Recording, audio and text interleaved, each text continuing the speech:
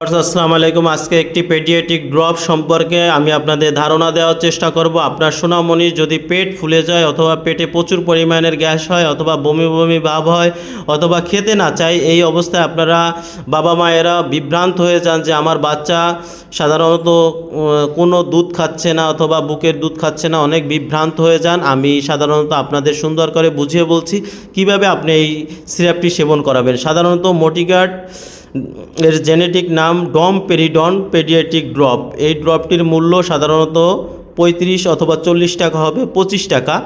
আর আপনারা যখন সেবন করাবেন বয়স ভিত্তিক হিসেবে এই সিরাপ সাধারণত 0 থেকে 6 মাস পর্যন্ত বাচ্চারা অনায়াসে খেতে পারবে, অথবা 7 অথবা 8 মাস যদি বয়স হয় তারাও খেতে পারবে।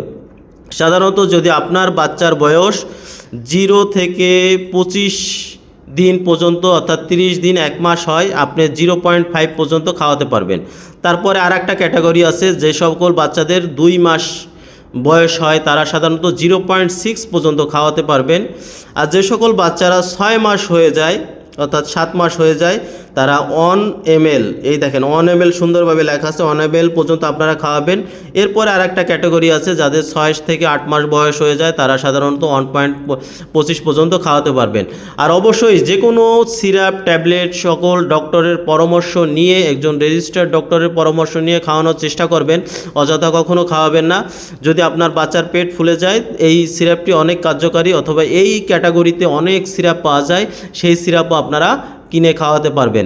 অবশ্যই কথাগুলো ভালো লাগলে আমার চ্যানেলটি সাবস্ক্রাইব করবেন এবং বেল বাটনটি বাজিয়ে দেবেন। আমরা উৎসাহিত হব নতুন নতুন ভিডিও তৈরি করার জন্য। আল্লাহ হাফেজ।